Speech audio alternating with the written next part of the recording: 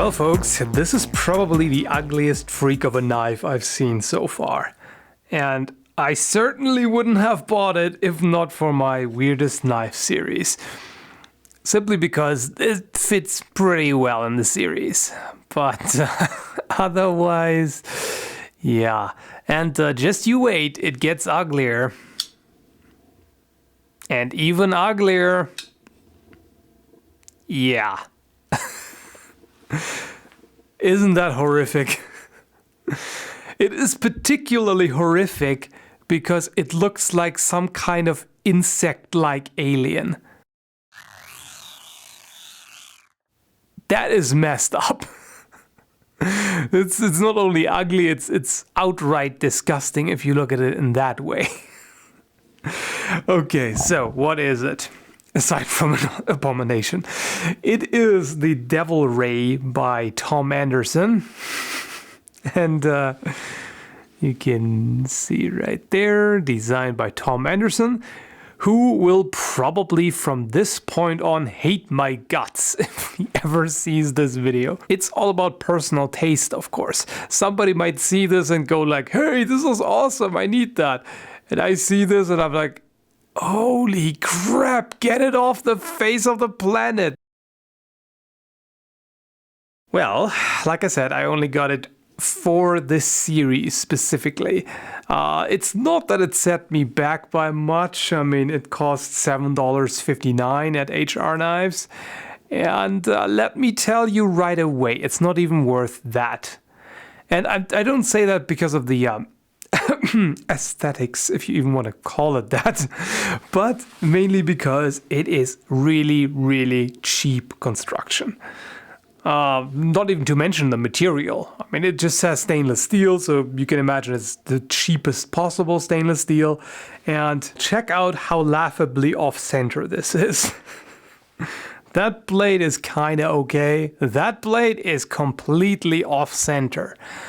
Like, this looks like the knife equivalent of lazy eye.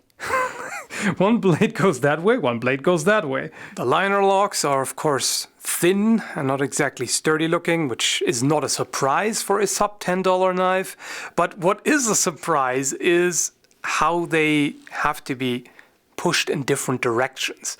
Like, if you hold it like this, the liner lock pushes to the left, as is usually the case with a folding knife. If you flip it around on the other side, you actually have to push it to the right, which I don't even know why anybody would think that's a good idea. Especially since the way you're normally holding a knife is you have the belt clip on the inside. That means in the standard position, the liner doesn't move in the direction where you expect it to. So then you have to move it in this direction, flip it over, and then it pushes to the left. I mean, sure, it's not a big deal, but why? Why would you think that's a good idea? That's what baffles me. It's not like you're going to, close the one blade like this and then reach over with the index finger and then push it with the index finger to the side and then close it like this. This is way too just awkward. So I don't even know why anybody thinks that would be a good idea. And, well, the handle, that's the one thing which I can't rant too much about because it doesn't actually feel too bad. With the shape here, with the flaring towards the end, and here with the, I don't know, kind of guard, alien monster insect head, that doesn't even feel too bad. But, I mean, come on, the entire thing is just... Of course it has no practical value, and obviously that's not the point, because why would you want two blades like that? It doesn't accomplish anything. I guess you could maybe see it as a very weird roundabout way of getting a double-edged knife in a place where double-edged dagger blades are illegal.